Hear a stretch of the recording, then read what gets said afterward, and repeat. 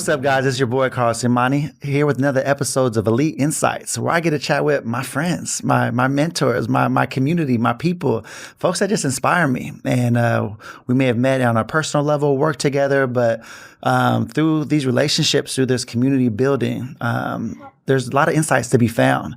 Today, we're going to dive in a little bit more on the personal side, because with everyone, with everything, right? You know, we always have our business side, but what's going on at home is going to impact that. And, you know, want to be able to create space and have conversations around that, because no matter what's going to happen, we know life's going to happen. So, you know, being able to be exposed to folks that have gone through things that can inspire you to get through whatever it is that's going to approach you, your family, someone in your community, you know, just kind of being able to build and lean on that. So today I have a pleasure of joining two of my people that inspire me that I've known for some years, my brother Curtis and Daryl. Welcome to the show, guys. Welcome. Thank you.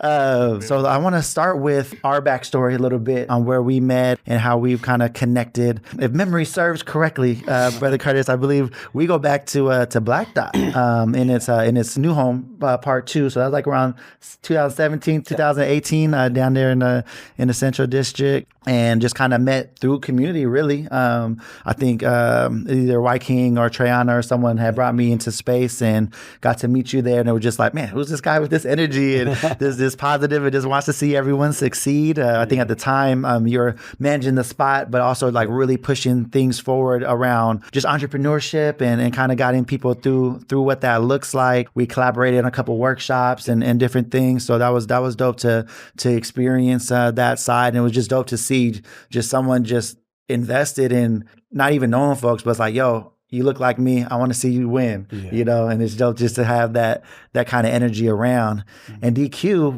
we go back like many, many layers. I'm pretty sure it was through one of the Salisbury's that you go back with either Cud or Toot or it's a capacity going back years. And I feel like we reconnected around Converge.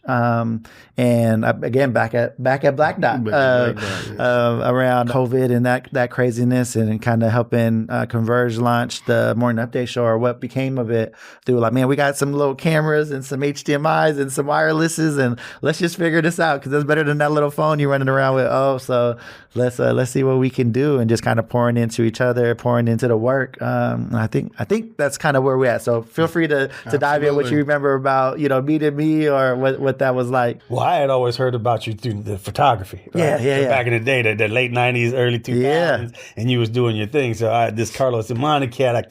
My brother used to have a store on Beacon Hill. Okay. And he used to have your little handbills and the flyers and stuff in there. So that's kind of how I first heard about you. But like you said, we really didn't connect until you had come through Black Dot. And I appreciate you, you know, doing the things that you did for us in our programs. You were part of our first Black Dot Entrepreneurship Academy, where you came in and taught some classes, and then were a part of the ceremony at the end, the graduation stuff. So really appreciate that. Just appreciate you having us here today, inviting me, because you were two of my favorite people in the world. And I'm not blowing smoke right now, just because very rarely you run into people who are authentic and genuine and compassionate. And compassion is even greater than love, because love, you have the feeling, but compassion, you're moved by that feeling to actually do something. And both of you brothers are like that. And I really appreciate you providing the space for us and bringing us all together. You're bringing them out early, man. I appreciate that. That means a lot, you know, especially what we're about to get into, you know, at the stage in life where we're at. That means a whole lot. Yeah, no, absolutely. No, I appreciate that. I wanted to be mindful, because a lot of times I just been doing, and a lot of times especially, you know, folks with our kind of backgrounds and communities that we've grown up with, it's like survival, right? Either saw it online or something, but it was like survival versus thriving, right? And it's like we're so used and conditioned to survive, which is dope, meaning we can overcome things, you know, different political climates, socio-economical climates, whatever. A lot of times it's like, man, whatever, it's just another day. We're going to figure it out, because we've always figured it out. But that thing, and we had talked about this earlier off camera, how life stresses and stuff shows up in your body, shows up in how you communicate with family sometimes, right? You can take the weight of the world and you bring it home, and maybe you're not communicating the way that you want to, things of that nature. But a lot of it is a survival mechanism, literally to survive. We've, you know, figured out how to do these things, but it's like, man, I don't want to survive anymore. I want to be in my thriving stage. And what does that look like? I think Sister Michelle Merriweather from Urban League, was an early adopter on wanting to pay thriving wages to her people. And that like was a new concept for me, right? Like, I don't want to just live in this city. I want to be able to live in the city and go on a vacation once a year, or, you know, what does that look like, right? And I've been, you know, mindful about doing that with, you know, my creatives that I work with, where it's like, man, I want to pay you not like the minimum, like, man, where can I meet and try to pay you at that top level and give something to strive towards. But just kind of going back to that survival thing where it's like we're conditioned to survive. And I just been used to just doing, right? We'll just figure it out. We'll get it together. We'll make it happen. And my, you know, big thing I always talk with Ken about, it's like, just because you can doesn't mean you should. Just because we can get an event off in 3 weeks doesn't mean we shouldn't take the 3 months that it deserves to be planned and things of that nature. But when you're just used to having a network and people that you could just call on and make things happen, you get used to it, right? But again, it's like, just because you can doesn't mean you should. That leads back into, I wanted to be purposeful in like my branding of like, man, what kind of company do I want to build, you know, kind of going into it? How do I want to define myself? I'm in this interesting place. Like you had mentioned, you knew me from photography, and I had to condition myself all the time of like, man, people know you how they met you. And if you want them to know something different about you, you need to put that out there. You need to find a way to communicate that. And for me, it's like, man, they might have met me through a photo booth. They might have met me through a class on entrepreneurship. They might have met me because I did, you know, their sister's wedding, and, you know, who knows, right? And it's like, oh, Los, you still doing that little photo thing? Like, yeah, I'm still doing that little photo thing, right? And I've, you know, been blessed, you know, started Elite Collective 2011 and still, you know, still kicking and pivoting and doing different things. And that's why we're here today. You know, we're in the Seattle content studio, just a new thing of like, man, I wanted a place where I can, you know, selfishly bring my friends in and tell them how cool they are and learn more about what they got going on and show the space and, you know, kind of create space for folks. But, you know, again, just wanting to go through that, right? So it's going from surviving to thriving, being online with stuff in line and aligned with what you got going on. And for me, it's like, all right, especially coming out of COVID, it's like, man, we did everything. You got a budget, we doing it. Like, what you need, a website, a logo. You close down your take orders now. We was doing, you know, online ordering for restaurants, all kinds of stuff. But now it's like, okay, we can't do everything because that doesn't bring me joy. You know, it's like, I want to do stuff that I feel good about, that I can provide at a high level that I feel good about, right? So for us, that kind of came to a thing of elevate, amplify, and engage, as you see on the hat, is our new branding. But that goes back to what she was talking about in that survival thing of, I was just doing, and I just want to be aligned. And I was like, I want to be the place that I would want to work at, and I want to be intentional about that.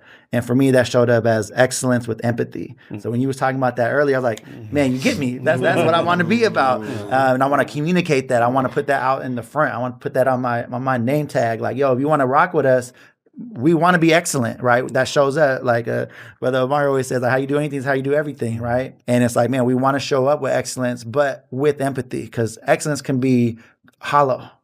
Right? If we're just striving to be the best, is that at what cost? And for me, it's like a lot of times those costs is too expensive. You know what I mean? So for me, it's like, man, I want excellence with empathy where we have room to grow. You have a room like, we're not going to be perfect. That's the whole point. But we want to strive towards. But we want a space where you can grow. We can space up, man, what are you going through? Let's talk about that over here. You know, maybe that's why whatever, the shoot didn't go good or whatever, you know, life, whatever, right? And create space for that.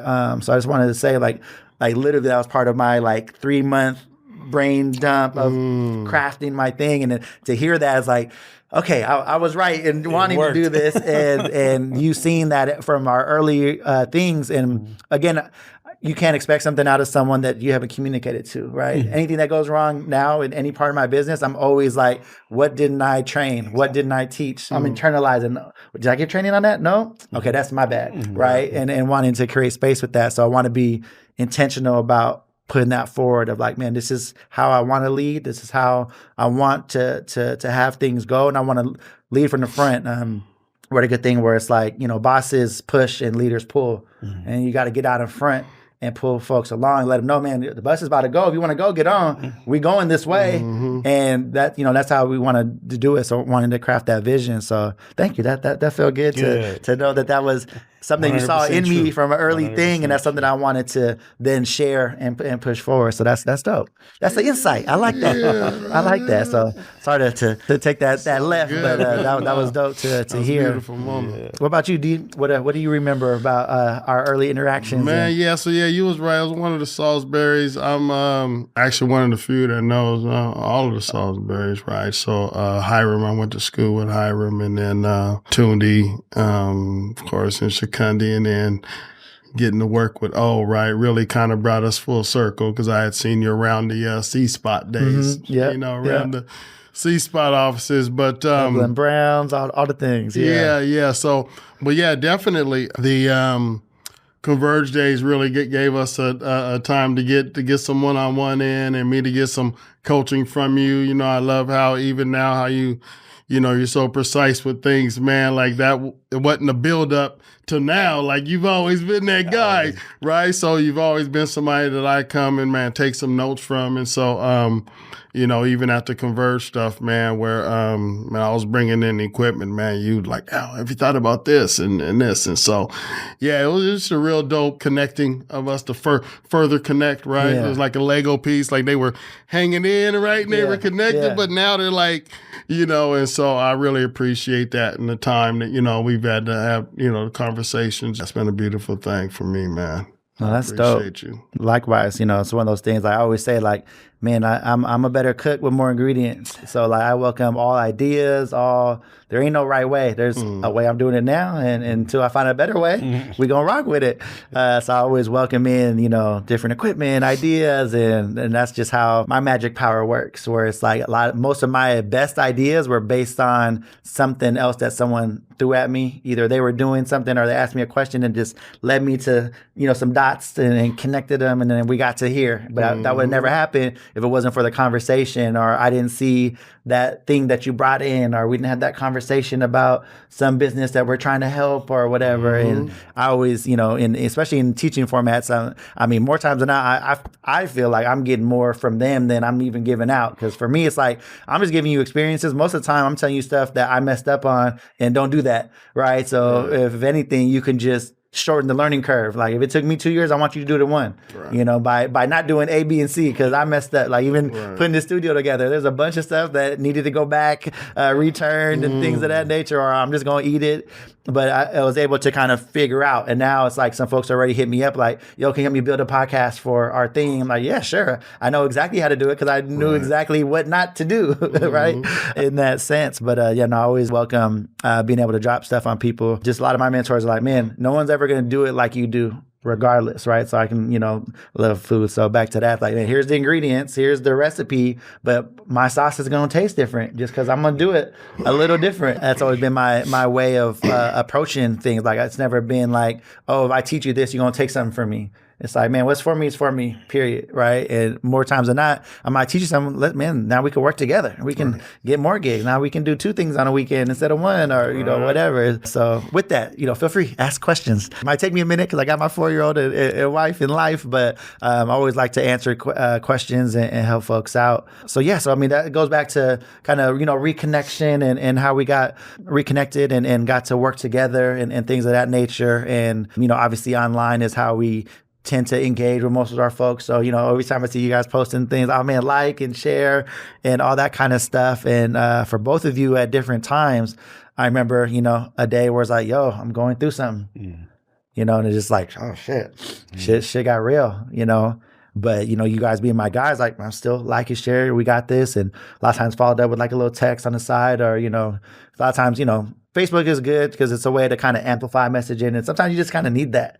But, we had talked about where you get that initial post of all these likes, and which is fantastic, but then it's like, man, there's still a journey that needs to happen. And part of why I invited you guys today is to kind of talk through that, because, you guys inspire me, and I'm not going through shit compared to what's going on, right? So I can only imagine what you guys are doing for someone that's literally in your shoes, or at least, in the same kind of scenario, and what you're able to do for them. So I wanted to have this platform for one, to let people love on you, so still like and share and reach out to my brothers like you have before, but then also recognize that, man, there are those folks that you guys are able to help out and push forward. So with that, I think maybe we kind of start with, we had talked offline where, especially Black and brown men aren't going to the hospital to get checkups. We're not finding things early.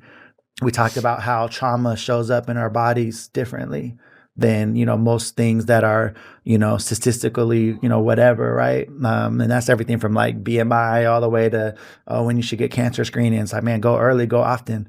So I'm 42 now, and I'm looking at, all right, maybe I need, to go in and make that happen, just to make sure I'm good, and always try to get that. So kind of want to open up space to talk about, what was that day one like, or were you feeling something, or, kind of what that early experience was like? Well, for me, it was really wild. I wasn't typically a healthy make the best person. Life decisions. Man, I'm eating the Tyson little chicken nuggets, chicken strip, the honey ones, right? One day I finally looked at the back of the bag, man. It was like 1,000 milligrams of sodium per strip. Yeah. And I'm killing the whole bag. So I'm doing that to my body. I wasn't drinking any water. I probably didn't drink any water for like 5-7 years. Yeah. Sodas, Monster drinks, all these other things that, you later find out, your body's fighting to filter off in the evening time, right? Our body's supposed to be rejuvenating, right? Well, then if you're that person who's up till 3 a.m. and only sleeping 2 to 3 hours a night, your body doesn't get that chance, right? And so, it was about 2011, something like that. And I go in because I got this little lump on my neck that had started bugging me, and I'm like, man, this is something. Like, oh, what is that, man? It's like, and so I go in, and then the doctor's like, oh no, it's nothing. We're just gonna but pee in this cup. But this right here is nothing. It's you can have it removed or not, but it's just a benign cyst or something. Like, you're good. I'm like, whoo, right? Because the only thing I had been to the hospital for ever was like a sprain or like fractured wrist. Right. Ever, right? So needles, all this stuff. It just comes down to the next day, and they call me and say, hey, we need you to come back in here. And I'm like, well, for what? You told me I was good. Like, I'm gonna take that, right? I'm good. So I go back in there, man, and I find out they want to do some further tests, and then they realize that I've got some kidney damage. For those who don't like to go to the doctor at all, I had some foam in my urine, right? And so I think I had Googled something or something online, and there was some easy off explanation for it. So I was like, oh, okay, I'm good. It's nothing. It's just a vitamin D or something, right? But it was a lot. It was a lot more than that. And so we went through the test, and then we realized that my kidneys were failing. My next 5 months I spent being like super eating real good, and right, all the water. Lost 50 pounds in 5 months.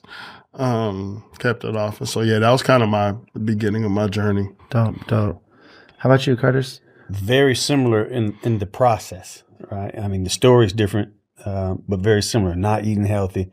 Even I went vegetarian, but somebody teased me. I think it might have even been Omari. He said, "Oh, you a carbitarian," right? Because all I ate was pizza, bean burritos, French fries. Not good stuff, but it ain't meat. So I'm thinking I'm doing the right thing. COVID, I think, might have been the worst thing for me because it caused me to become sedentary. Every day I was leaving the house, going to Black Dot, active, moving. And at home, I'm just in a chair all day sitting on the computer, doing my work. So during that time, I started to have some symptoms of the colon cancer, but I just attributed it to gas or hemorrhoids or something like that from sitting, right? Right. And didn't go check and neglected. And I kind of have 5 things that I look at. I was scared because I really didn't want to, find out that it wasn't what I thought it was. It was something more serious. Oh, I don't have insurance, or I don't have money to go to the doctor. I'm too busy. I don't have time to go to the doctor. All these excuses not to go get checked. And my wife kept kept telling me, go to the doctor, get checked.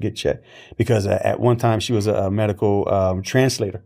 So she kind of understood and understood a lot about it. So there was one time I just got really, really sick and I had to go to the doctor. The doctor, before we left, she said, well, lay down on the table and let me, feel here. She said, well, that's hard. That shouldn't be that hard. So then she, again, like Daryl said, sent me to somebody to have some tests done. We got the results before we actually went in to talk to the doctor about it. And my wife looked at it. One morning, I just woke up. She laying in bed next to me crying. I'm like, what's wrong with you? She said, I'm looking at your thing. And I'm like, well, what's wrong? We'll find out when we go to the doctor. She's like, no, what you got is colon cancer. This is like before, 7 o'clock in the morning. Right. I'm just waking up. I'm like, what you talking about? Having to deal with that in my mind. We had like a little garage. I went out to the garage. I'm like Rocky throwing these punches. Why me? What's going on? And stuff like this. But once I got composed, it was like, okay, what do we do? But when we went into the doctor, I kind of had the same reaction that you had, right? The doctor and the nurse is standing there and said, well, we want to tell you got colon cancer. So me and my wife is looking at it. Our facial expression didn't change. And he said, you have colon cancer. Like, you didn't hear me the first time. But we had already resigned in our mind, okay, this is what we got. This is what do we do? Right. Because we wait until, okay, doc, we got you. Now what do we do? Right. So that was kind of the process for me. And, just based on the coaching and it's like you said, my past, we started applying those things from the very beginning, that positive mindset, thinking right. And those are kind of the other 5 things. If you good diet, drinking water, getting your proper amount of rest, physical activity, and positive mindset, that'll go a long way in healing your body. Absolutely. So what I'm hearing is live a healthier lifestyle. I think you had mentioned off the side where it's like, man, everyone has something in there. And a lot of times it's the cancer gene. Yeah. Everybody has it. It's just dormant. And it's like, usually they need some kind of catalyst. You don't ever know what or how or, what not, but it's safer to put yourself in basically increase your odds, exactly. Right? Via eating healthy, being active, get some movement and things of that nature. Drinking water, that's wild. I didn't know it was, that makes so much sense though. 'Cause I know a lot of people are like, man, I don't drink water. It might be Diet Coke, but that's it. Like that's how they get their liquid. But yeah, no, just getting that water in there. My wife doesn't really like water, but obviously she knows she needs it. But she does like the little meal drops. So like it just kind of flavors it a little bit. Me, I like just water plain is fine. Throw a little lemon in it. We good. Exactly. But figure that out. Just get that going. Kind of fighting your instincts to not want to know, or kind of fighting those inner voices that's like, oh, it's good. Or like you said, you'll find anything on WebMD. You know what I mean? Either way, right? There's always something where, I got that symptom. I must have that crazy thing, the Dracula, flu or whatever. But it's just like kind of going in. Do you guys want to talk a little bit about some of the things that kind of prevent us? We had talked about how a lot of times just like the historical, things, we actually did a lot of this in the early days on Converge with fighting, historically how the medical field has treated people of color, right? And some of those things, you're doing some good work. You're on a local board, right? Tubman Center for Health and Freedom. Yeah, and they had called me, I think, in April of 2023 to be on the board. And in May of 2023, I found out I had cancer. Wow. So even before. So I wanted to be on the board already. Yeah. But then now I'm from personal experience I can share. Yeah. Because, as you know, the hospital, you be there more than you at home, or the clinic or whatever, right? And the staff more than you almost see your family, right? Every 2 weeks you're there like clockwork, and it's for me, and I know you probably more often, and you experience that. Yeah. I remember the first time I had to spend some time in the hospital. There was a young Ethiopian nurse who came in to do my blood. And she said, I had to lift my sleeve up. And she said, oh, you just like my brother, because it was really light up here and dark down here because it was summer. Yeah. So she said, oh, you just like my brother. He has the same thing. You guys don't get no sun. And it made me feel good that she could relate to me on that level and kind of, like you say, understood me, as opposed to somebody who didn't look like me, who would just come in there, do what they need to do and get up out of there. So it felt like to me, she cared more, and there was more of a connection where she was going to try to take care of me, and you see that a lot. But yeah, that's my kind of story. Yeah, I wish there were more, more of us in healthcare. Most definitely, there is a difference. I get the same response when someone comes over to me and they're genuinely caring for me at the dialysis, and the mother with Fred Hutch. It's like night and day. It's like my sister came up to me, if she's a sister, and there's an African girl there, and and I get, because I'm on the patient advocacy board with Co-Imagine. It's a Medicare watchdog group that watches over the Medicare dollars being spent for renal care, and the amount. How can I say this without being too cold? But the numbers, right? There's probably about, just by me looking, I would say it's probably about 8 to 10% of us in healthcare, right? And that kind of shows up in a lot of places. And so I'm waiting around for someone to just see me for me a lot of the times. And what I'll get is someone who doesn't understand me. So I was just told the other day how intimidated someone was to approach me. And I would just question them on that. I was like, well, why? We've never had an encounter. And she said, well, sometimes you're kind of loud. Right. And so this was someone who was like around. Not, right. And so, but I've never had that interaction from someone, that's been melanated. And so, yeah, no, that's the thing. And I think there's a lot of work to be done around that and how we're treated. I've even seen some management levels, right, where there's just not the understanding of what folks are going through or what they could be going through, and just taking that into account. So there's some work to be done. Absolutely. Yeah.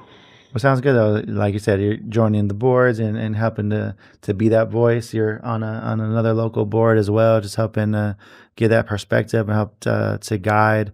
So it's kind of one of those things where it's like, get to some sort of doctor or whatever, however you can. But if possible, seek out folks that are in community and have those resources that may get found. So no, that's dope to get. So it's like, if you can't find someone, around that can, and a lot of times you can go on these websites and find doctors. Like they have like the little photos and the things of that nature, so you can look up like who's in your network or whatever, and hopefully you can find someone and present that. So that's dope. So we talked about those early days and what that was like, and we had talked about, again, part of the reason we even being here is how the journey continues, right? The marathon continues. A lot of folks talk about it in a way where it's like, even if and when you do beat it, it's still kind of around, and sometimes it shows back up, sometimes it doesn't. And to talk through about what that looks like and how people can support you. You had mentioned where it's like, man, just like folks that are aging, folks that are battling some of these health things, it's like, you're not showing up as that person that you knew in our early 20s or whatever. Energy levels are different, perspectives are different, priorities are different. You know what I mean? When you get hit with stuff like those kinds of worst case scenarios, I'm sure it just changes a lot of things. Like, man, some things that matter don't matter as much anymore. So I want to kind of create some space for that. Just kind of talk about that journey and what that looks like for you guys. Yeah, reorganizing some things. Yeah, Curtis, how you feeling? Well, definitely. Once you're in the situation, your perspective changes on life.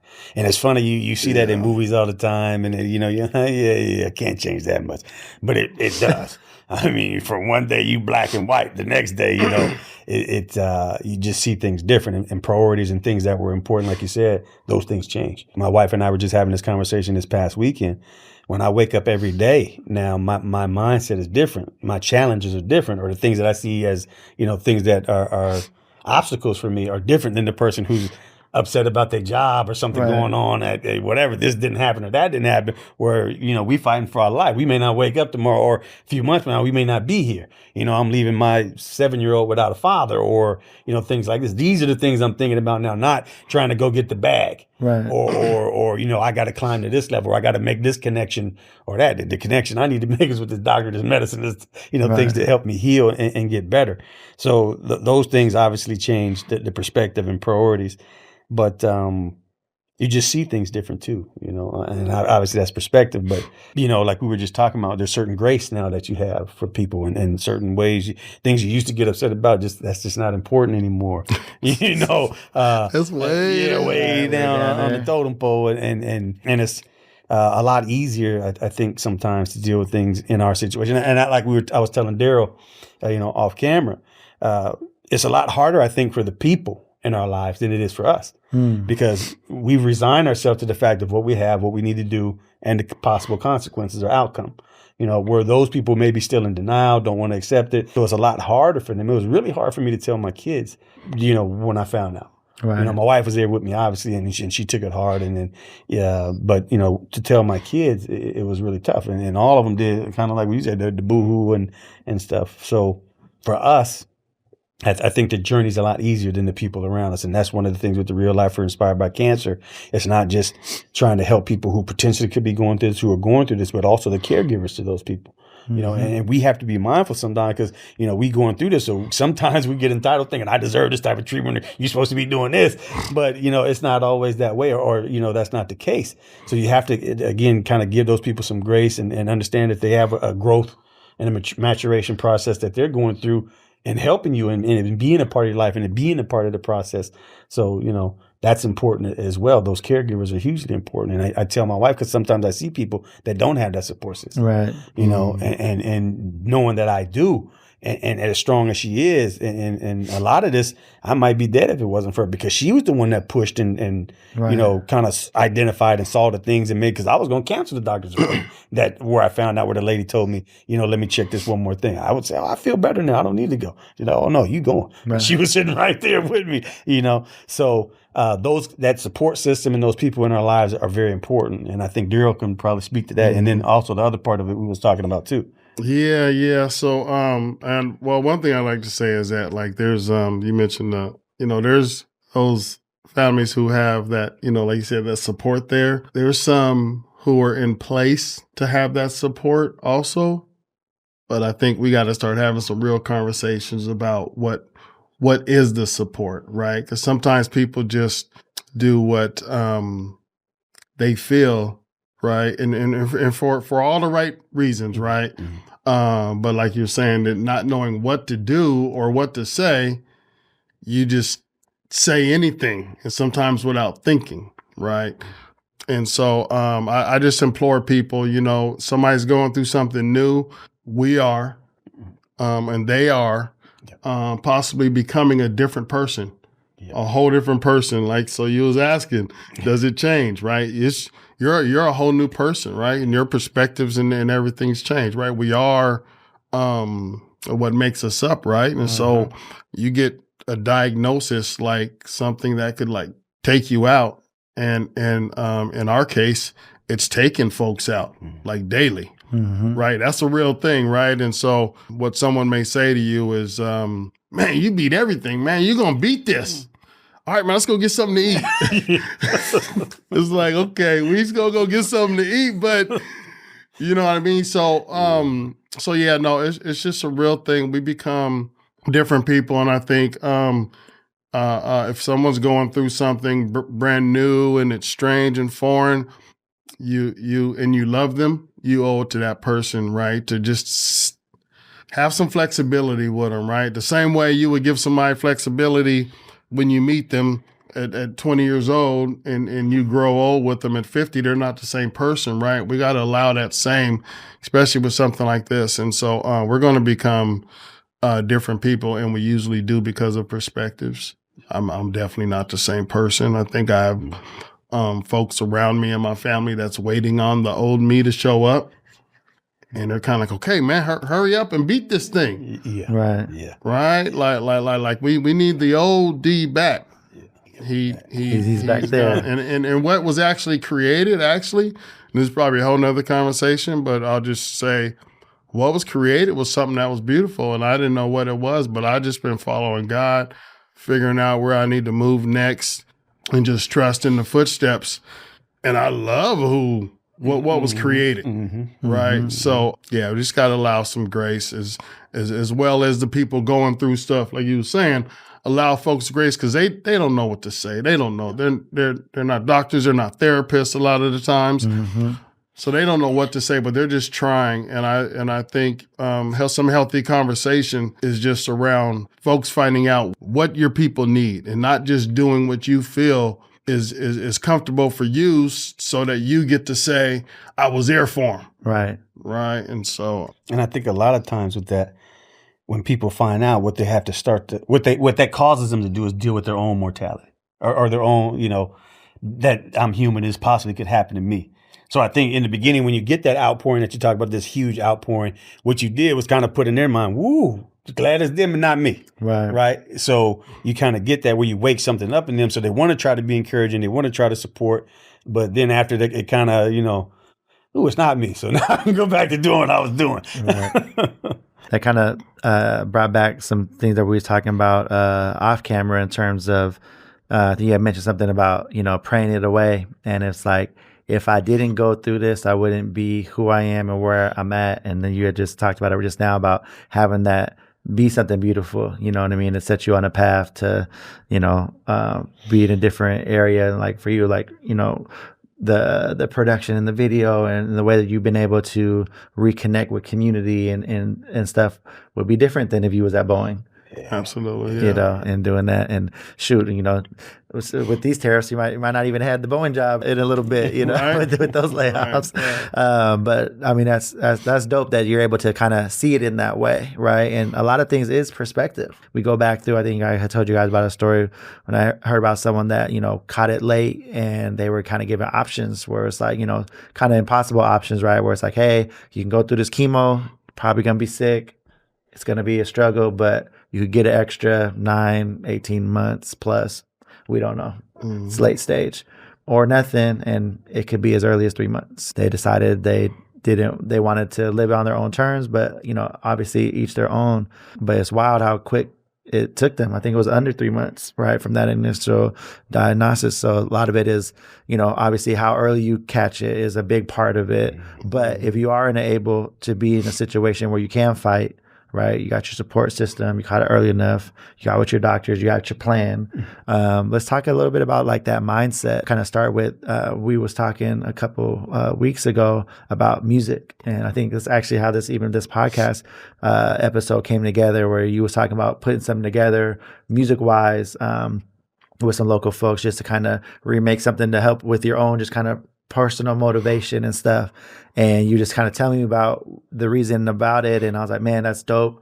Like, that's going to be super inspirational. One, for yourself, just kind of get your own, playlist that gets you going every day. But, you put that out there and that story out there of, again, countless folks that you don't even know that you're going to be helping. And that's dope that you're able to create something like that. And I think at that time I was like, man, it just popped in my head again. I don't even thought about this song had you not talked about it, but I was like, oh man, have you heard the song, Glory? But, Common and John Legend redid it. That's in my playlist. Yeah. So I was like, man, hold on. Yeah. We play it, we have it going. And it was like, again, talking about something totally different, but you put it in perspective of your fight, and finding your glory and, the end of the day when that war is won and, what that looks like for you, like I want that for you. And then it's like, it just clicked, it is connected. And it's dope to hear that it's part of your daily playlist now. But talk a little bit about some of those things, like talk about your playlist. I want to know what songs are on there, what that does for you, and then I know you have like, your 5 things and other stuff that goes through, but helps to just what helps to keep you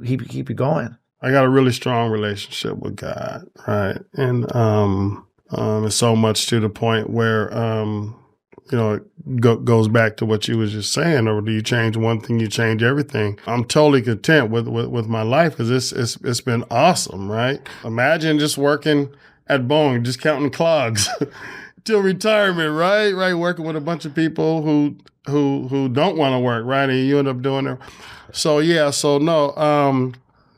that's the first thing and foremost, right? And so I'm at peace. Each one of my steps, my daily steps that I take, is just at the grace, right, of still being there. So I'm just going to just keep going down the path, right, the path that was set out for me. And so on that path, right, I'm tapping in with a couple of folks, the Reverend Harriet Walden, for one, and then Cleve Tyson, my uncle. And those 2 people, talk with like every other day at least, right? And been since my initial diagnosis, right? And so I'm like armied up, like for real, like how I feel and stuff. And so music, I got this playlist.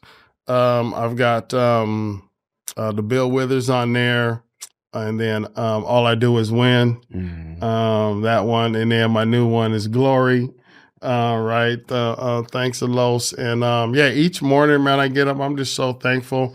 And I'm just wondering like where I'm supposed to be at today. What turns I'm supposed to make, where am I supposed to be? And I just follow, man, kind of the pathway. I don't fight too much these days, and when what we're dealing with, right? We need our energy. So so there's a lot of conversations I don't entertain. A lot of I don't debates. I don't, but so that's on my music, and that keeps me going, man. That's dope. At least gets the day started. Right. Yeah. That's dope. Yeah. How about you, Curtis? So sitting here listening to you put a lot that I want to say, but I'm going to start with this when you said you appreciate life. When you look at me and you in the situation that we're in, because I feel the same way.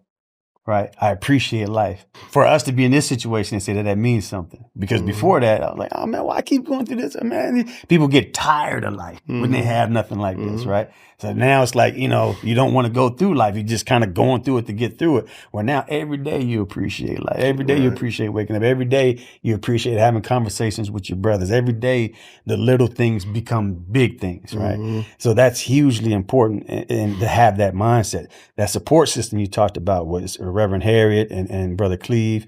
Support system is hugely important. And I kind of had that in place already because, I was coaching, I was out in the public, in community. So we kind of had that set up before we came into this situation. It's good to have the real close people that are like mentors or people that you can really feel that you can open up and share to. Right.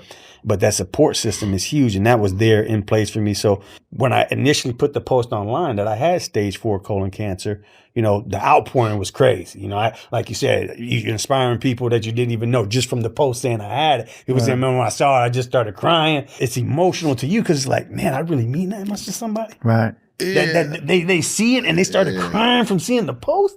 Right. Really?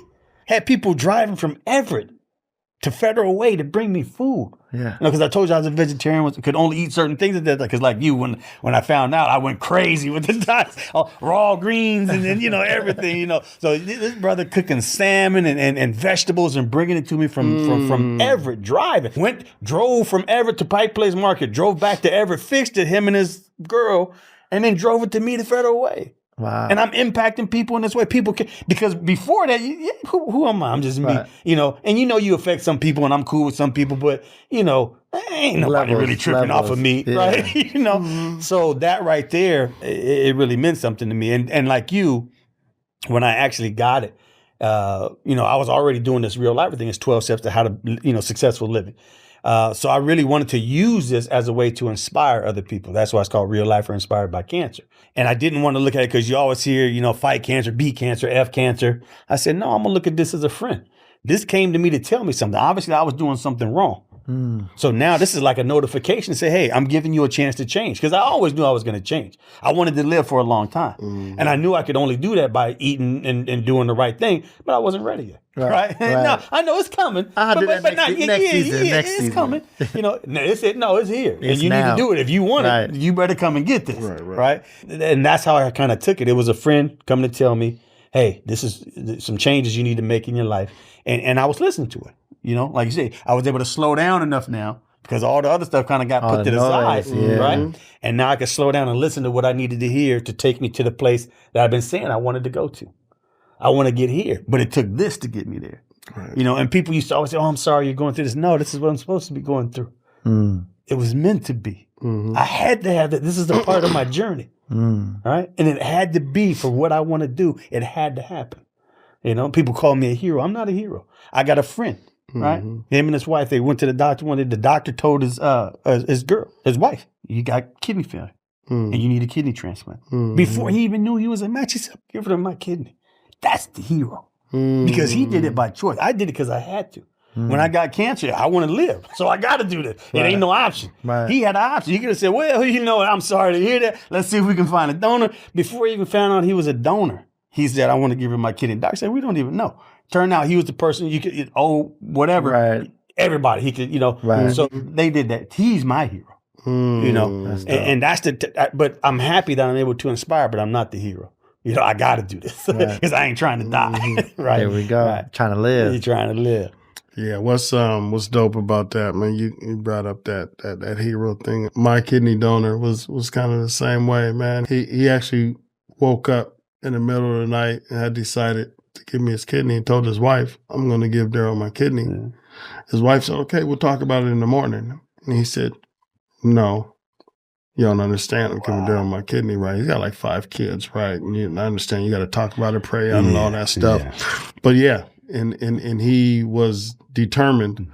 And there's like 4 months of testing you got to go through. You've got to hit one layer of tests, hit another one. Then after you hit that one, you got to cross another bar. So yeah, to have that conviction early was dope. Shout out to them. Yeah. Yeah. That's dope. I mean, and that's one of those things, right, where it's like being part of the community, giving what you can when you can. It's able to compound. Like that's one of the biggest ROIs I done ever seen, right? Mm-hmm. That brother that gave you that kidney, because then that allowed you time to then follow your journey and touch all those people that you've been able to impact and do things with. Right. That's super dope. And when when you realize that everything like happens for a reason, right? And you accept those things, then you can call what you're going through my friend, because it's my company, right? It's going to journey me, and those things, you wouldn't be who you are today in a lot of parts of your mind, and me the same way. Mm-hmm. Right? If I hadn't gone through that at all, I'd still be eating honey, killing the whole bag. Chicken strips with the honey, 1,000 milligrams a strip, whole bag. Yeah, so just embracing that, right, and realizing. And I think one thing that I've been able to see is where things were uncertain, but I had the faith I was just going to go through. Some folks are like, D, you're giving all your time away, man. You could be getting rich instead of being pro bono. All that stuff's come back to me tenfold already, and I didn't know where it was going to lead to, or I didn't know if I was going to get somebody who wasn't interested in scratching back or whatever, but I did those things. And so once you get to a certain turn in your life, I get to a point, I end up meeting somebody like a Curtis because of it, helping out at Africa Town. I end up meeting this, right? And so the friendship here wouldn't have never happened if I hadn't done that thing. And so I've had enough of those moments where I've been like, oh, that's why that's why I came to work at Converge, right? It wasn't really that, but it was meeting somebody, or that's why this is happening because of this. And it might not show up for a month, a year, 5 years, 10 years, but it's coming. You just got to be ready to receive it because everything is happening for a reason. Those karma deposits. Like you look back, it's gonna come back. And when you look back, you can chain react and be like, oh, that's a chain reaction if you look at it backwards, and that's the real deal. That's real. I heard something yesterday. I forgot where, but it was talking about planting. And it was like they was making a joke about a farmer having just a super nice farm. And pastor had walked by and was like, man, God bless you with the dope farm. He's like, yes, he sure did. But you should have seen it when God had it to himself. Right. And it was talking about that. And it was just saying though, it's like, man, if we don't plant the seeds, it won't grow. Now God's going to bring in the sun and the rain in that part.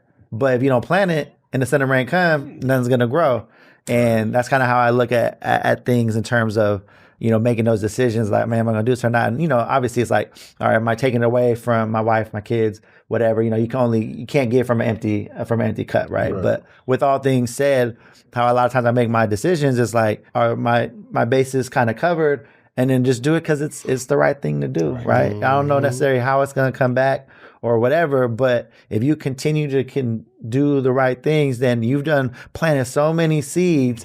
Again, you don't know how the dots are going to connect, but it's like, oh man, you helped out my sister on this health fair 3 years ago, and now I'm in control of a budget for community engagement for this totally other thing. But I remember that, and that was dope that you did that. Let me bless you because you blessed them, and yada yada. But it's like if we are acting in that way, again, don't give what you don't have, right? We don't want people to crash out over stuff like that. But if you got it, why not? And give without the expectation of receiving. Because that kind of defeats the whole purpose. But when you give it that way, it's like, then it just comes from crazy places, you know, and that goes back to my whole survival thing I was telling you about before. A lot of times I would just do because I was just doing, and stuff would just come. Like, man, I don't know how I'm gonna pay for rent this month or whatever, but the gig would show up or the photo shoot would whatever, and it's like, okay, again, just because I can, call it my luck, or I'm the luckiest guy in the world. I get to do what I love to do.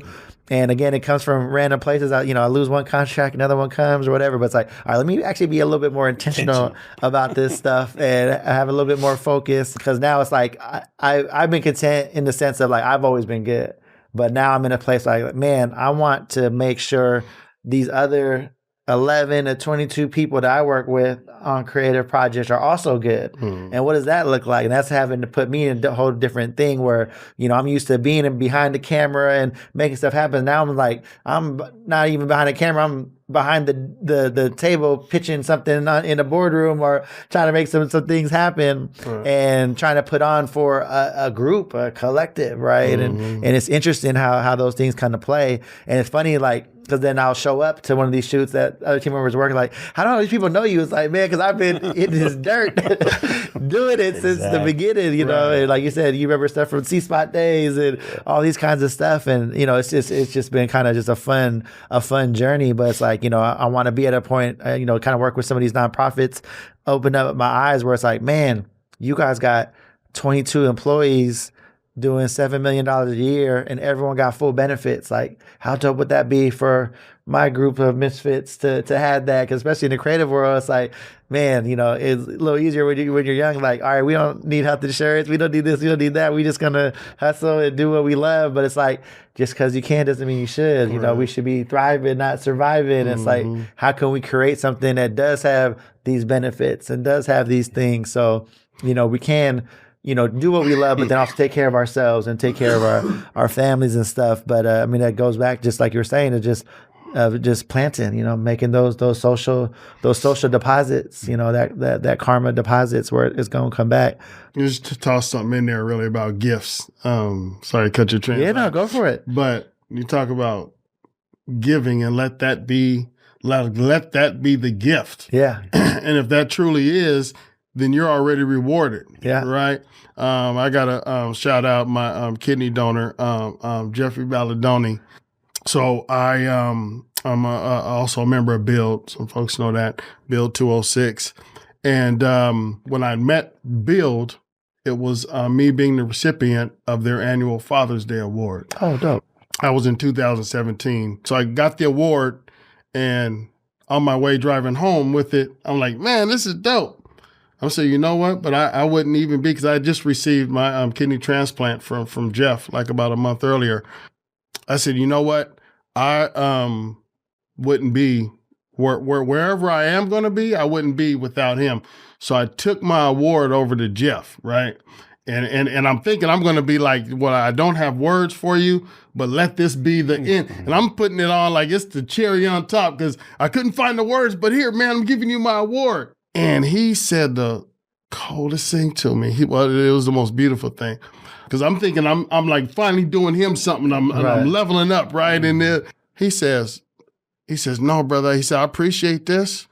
He says, but no, thank you for allowing me to even be a blessing. Wow. So he was looking to give a kidney, and that's all he wanted. Fun fact, he actually donated anonymously. His wife actually called my wife and said, hey, guess what? Jeff's a match. But when the folks called me, they said, hey, we found a match for you. I'm like, oh, well, who was it? Was it one of my family members? And they was like, well, no, we can't actually tell you who it is. They want to remain anonymous. So I was like, okay, cool. And we did that for about 3 days until we found who he was. But no, he gift. It's just let me just do this. And it's between me and God. Right. And let me do this giving. Right. And me and God gonna work out the rest on me. And he didn't need anything from me at all. That's the way we should be. Shout outs to him. Yeah, that was Filthy. I guess so. We've kind of talked about how it got started, how you guys got through it, the motivations and stuff. Where are we at now? How can we show some light and love on what you got going, and talk a little bit about that? Curtis, you want to start us off? Yeah, there's three things I kind of really want to point out. Obviously, the first one being my thing, Real Life are Inspired by Cancer. It's the platform. It's on Instagram, TikTok. And like I said, it's really just was sharing my journey at first, striving to people who might be going through this or possibly go through this at some point in their life, to give them inside experience or knowledge on what it's like. Because there's a lot of things I learned. I don't know about you, but when I first got, I didn't know the difference between radiation and chemo. I thought they were the same thing, right? And just the process and the things that you learn as you go. So I wanted to pass on that knowledge. So Real Life are Inspired by Cancer. Like we were talking about earlier, I'm on the board for Tubman Center for Health and Freedom, which is an alternative healthcare model. We're in the process of building a clinic down on off of Martin Luther King, off of Henderson and Martin Luther King. And hopefully groundbreaking will take some place at the beginning of next year. But we have a space now. It's called the Healing House, right off of Rainier. I forget the street, but it's where Chubby and Tubby used to be. You take that right, and it's right there around the corner. And they're seeing people right now. Most of the services that they provide are free. So you can go and get your blood pressure checked, different things like that. Sign up, and they set up appointments for you. So it's an amazing organization. They're in a capital campaign right now. So if you have the funds and you can share, to be able to help get the clinic built. They have the designs and everything already. It's legit. It ain't a scam. Right. So they could use some financial support if you can do that. And then the last thing is there's a colorectal cancer walk that takes place every year. So this year is 2025 in colon cancer. And that's the theme every year. It's taking place October 4th of this year. And generally people like me who are suffering from the disease, you get together a team, people donate money, it's just like you did in school, right. You did the jump rope or whatever, right. So it's that. And again, the money goes to research to end colon cancer, so those are kind of the three things that I'm big on and wanted to kind of share. But that's the way you can help support.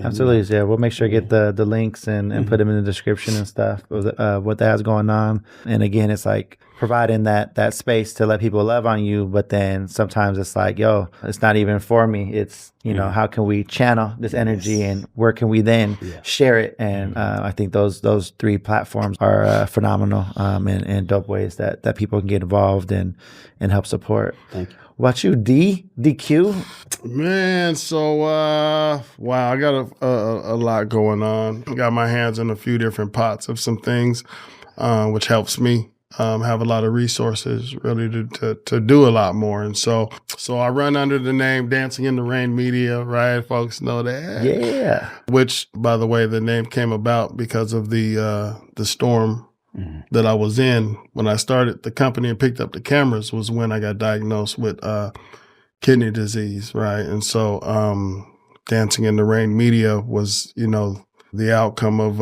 a storm not always coming to wreck the day, but sometimes coming to clear the path. Is the way I look at it kind of now. And so, so Dancing in the Rain Media is me. I'm in a couple of schools doing some teaching through some of my clients, right? So I get to do that. I enjoy telling my story and sharing about cameras. I have a nice network being on the board of NATIS locally. I've got some friends and some program managers at at King 5 and Como, and they're like, man, if you got a bunch of kids, just bring them through. Partner with Elite Collective, right? On a couple of, I'm giving some kids an opportunity to learn some skills in those schools. Yeah, I'm interested in just having more people who have kids that want to learn our craft, like reach out, man, allow us to train up the next army of workers, right? And it's not bad money out here, right? On working behind some of these cameras, right? And so I would like to pass on what I have and the elbows that I'm rubbing, when I go put on the suit days and I go do that. I want to share some of that with some folks. So yeah, I'm excited about being in some classrooms. Would love to be in more. So if you're out there, Seattle Public Schools, Highline, wherever you're at, and you got some kids that just want a spark, a different spark, right? They don't have to dribble. They don't have to run fast, right, to get out. There's a lot of other things we could do, and I would just love to shed some light on the videography in film industry and broadcast industry and all these options, that could very well be around that sports that they love. Right. You know what I'm saying? Just want to be a vessel and use what I got while I'm here to help out. So, yeah. That's dope.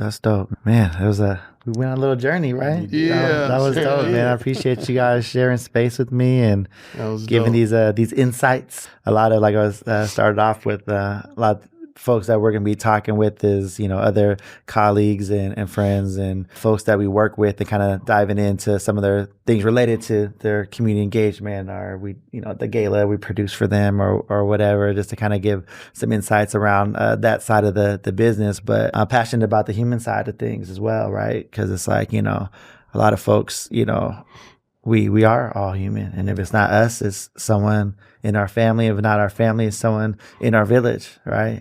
And it's one of those things where it's like, lead with compassion and lead with love and lead with grace on all sides, and understand what that looks like, and see how you can be supportive, and it might mean different for different people. Some folks is like, hey, me and my inner circle got this covered, but don't treat me different.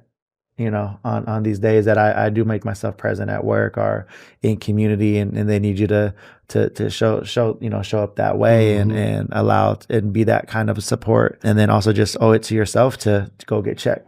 Stay healthy, drink your water, stay away from the Tyson barbecue strip. Don't be carbitarian? Carbitarian. Don't be a carbitarian. Have a nice balanced meal and all that. But no, I appreciate you guys dropping those gems. And again, this will be something that my goal is to allow community to love on you guys and continue to support. And I just love just hearing that thing of like, man, I don't appreciate enough. You know what I'm saying? And how you were saying, like, before I'd be mad about this or that, but then it's like, does it even really matter? Even though I'm not going through that, I can take those nuggets and try to be more grateful and appreciative of what you do have, and not worry so much about some of those other things. Because what does it really mean at the end of the day, right? But no, I appreciate you guys sharing, and again, letting people love on you guys, and then also realizing that, man, you guys are about to touch folks that don't even know you. You're never even gonna see. They're gonna be out there on the interwebs, and that's dope. And hopefully, they'll be able to see you in the street sometime and be able to shake that hand. And I'm sure you guys have already had that and be able to do more of that. So definitely appreciate you guys for making time in space. Right on. Thanks for allowing just the stories to come out. Most definitely. Yeah, I know it's not easy. So like I said, I want to help you be that guide on that journey. It's definitely grateful for allowing you guys to share. So again, you were the Carlos Imani. This is Elite Insights. Man, you guys are dope, man. I'll put their contact information, Curtis Calhoun and Daryl DQ Glover. Does everyone call you DQ? Are you Daryl to the public? This is depending on when you met me. Okay. We'll put DQ Glover, but we'll put everyone's contacts in the description so people can continue to follow and support what you guys got going on. And till next time. Appreciate the invite, bro. Yeah, man. Thank you. Thanks, awesome. bro.